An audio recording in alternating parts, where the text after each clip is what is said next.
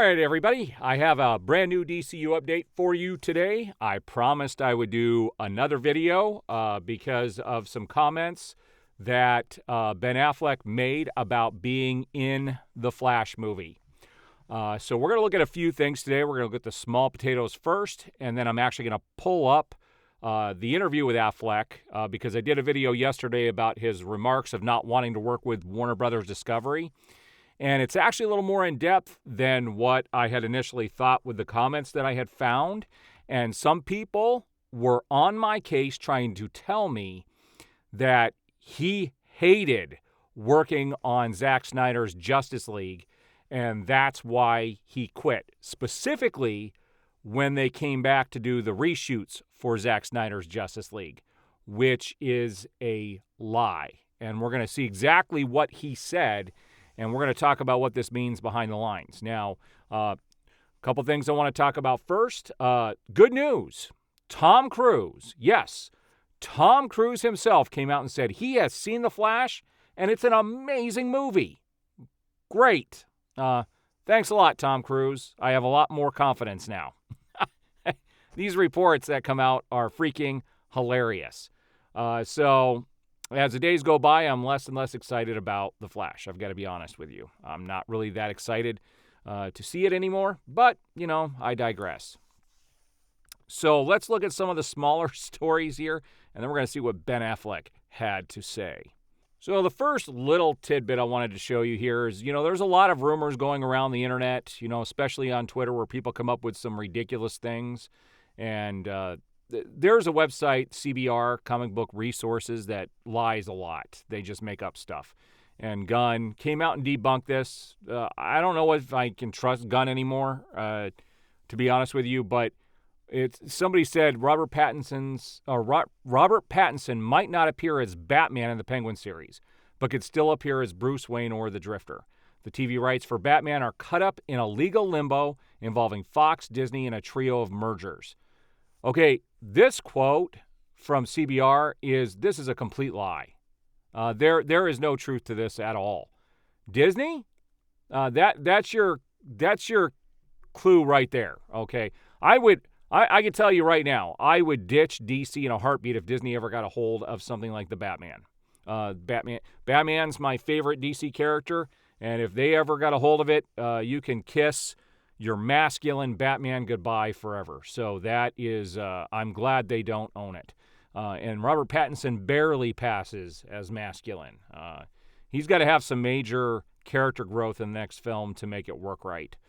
So this is a lie. James Gunn said it's not true, which we know is not true. There were reports coming out that he is going to be Batman in the show. I don't expect him to be in a lot of the show, but they are setting up the storyline for part 2. So here's my favorite story, actually, that I'm going to talk about today, and it's Zack Snyder. Gunn said Zack Snyder has moved on. He's very happy at Netflix doing his thing, creating a sci-fi epic, and that he is no longer interested pretty much in DC at all, and that isn't the case. This was a photo that was just taken yesterday. There's more stuff. If you guys are not following, and I've mentioned this before, if you are not following Zack Snyder on Vero, you really need to go over to Vero and follow him. He's very passionate about DC, and he continues to post stuff all the time. And this is a clean shot of a photo he put up in regards to this event that's coming up April 28th, 29th, and 30th. And it is going to be, it's something like called the Snyder Con, I think, is what people are gathering at this stage. And he is going to be doing something with Man of Steel, Batman versus Superman, and Zack Snyder's Justice League. And he's going to be probably talking about the journey. That's what full circle means with Superman himself, Henry Cavill. Because what people don't realize is that he had a character arc and this is the biggest complaint that I see Zack Snyder haters say about what happened, is that Superman was a very gloomy individual. And that was all by design. Zack Snyder was going to redeem him and make him the hero we always wanted. And in fact, we got a glimpse of that at the end of Zack Snyder's Justice League. That fight is my favorite scene now in all of the films.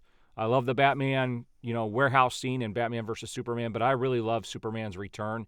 and him, kicking Steppenwolf to the curb. That whole sequence, the music, the scene is amazing. And you see it at what ease Superman does it. And he's the character we've been waiting for. And you can see that a little bit with the interaction with him and also with Bruce Wayne at the end of Zack Snyder's Justice League. We lost a great storyline. We lost, what could have been is, I don't know. Hopefully we'll see it one day. There are rumors out there that Zack Snyder is trying to get independent rights to be able to basically do the rest of his story independently and bring all these guys back. And make no mistake, these guys would come back in a heartbeat for Zack Snyder. So let's take a look at this very lengthy article. I'm not going to go through everything. This Hollywood Reporter interview is very long, and we're only going to look at the stuff that is related to DC. So this is very interesting. They asked him, or they made a comment of, you're launching this company at a time when the movie business is changing. And he said, when The Way Back came out, I knew.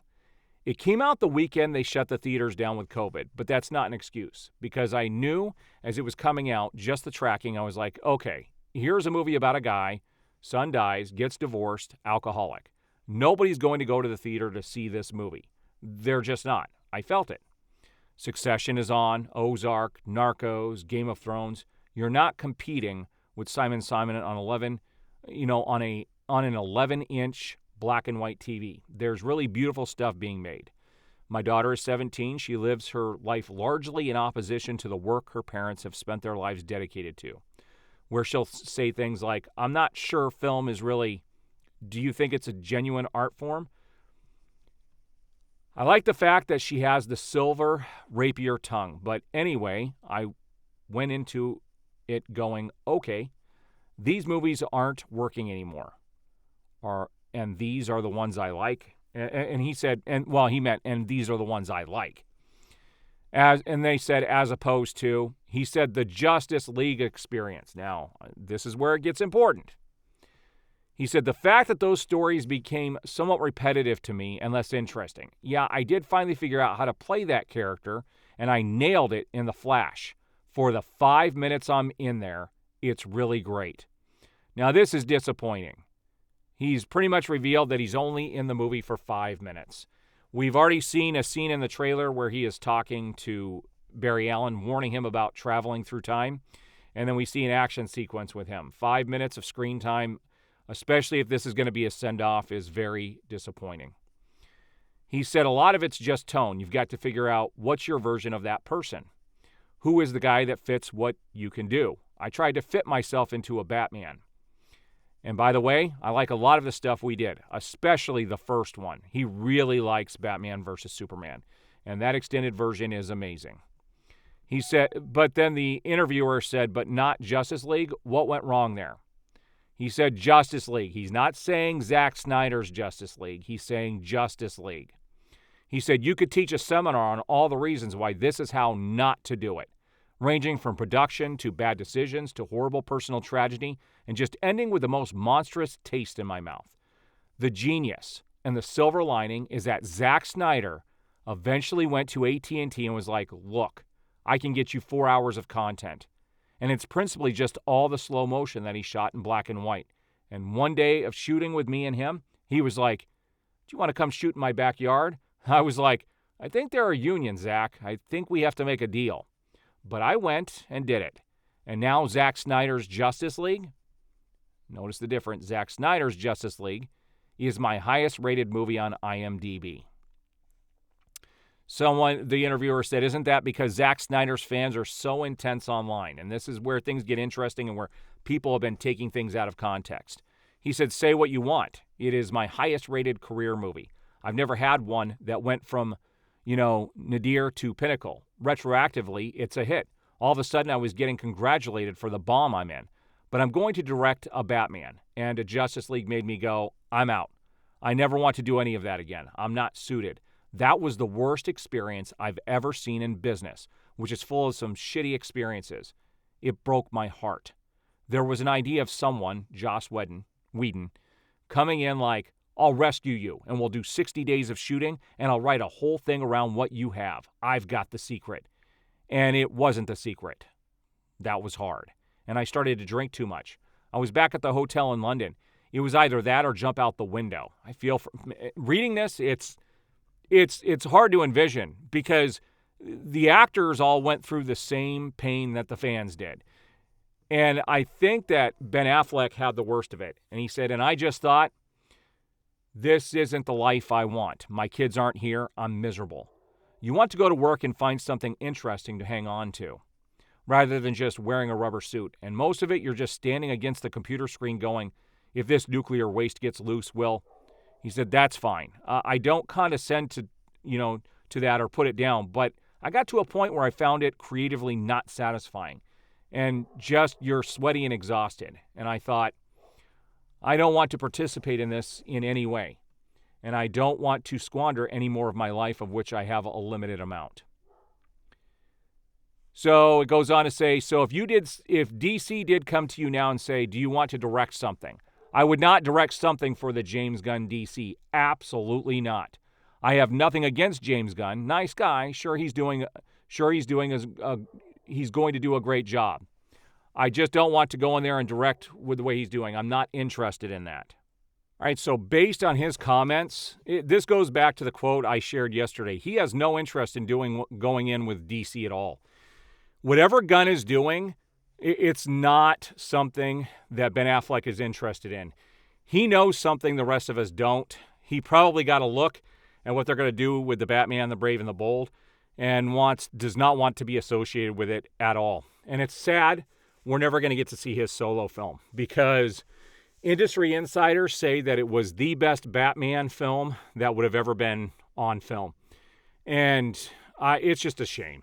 So at the end of the day, he's done with DC because of what happened with the whole Justice League thing with Whedon.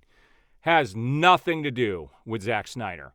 These guys love Zack Snyder, just like the fans do. Like, we want to see the story finished. He at least took these characters seriously. And, after seeing Shazam yesterday and knowing what James Gunn is doing, I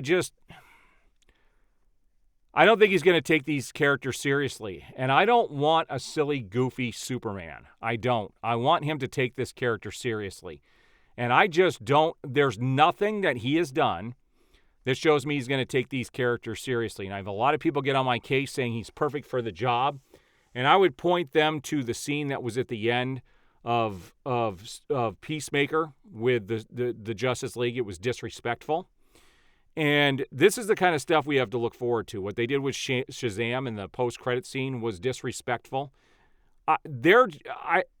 Everything's going to turn silly, and it's going to turn into another MCU just garbage fest. That's what I anticipate coming up. I'm still going to cover all of the movies and everything. I mean, I enjoyed the movie last night for what it was, but it could have been a heck of a lot better, and it was sillier than the first. Now, the opening sequence, one thing I didn't mention in my review yesterday, the opening sequence is pretty brutal, but the rest of the film didn't keep up with that tone. And I was kind of shocked at the opening sequence because the rest of it didn't keep up with the tone. All right, so there's my DCU. Oh, one other thing I wanted to mention as far as DC goes is they announced today that also Superman and Lois, the third season, just finished filming today, so it's in the bag. They'll probably be taking a break and then working on season 4, and there's supposedly supposed to be a season 5 as well. And that probably will move over to a different streaming service. All right, there's my recap for the day. If anything else happens, I will be covering it over the weekend. I do appreciate it. We'll see you on the next video.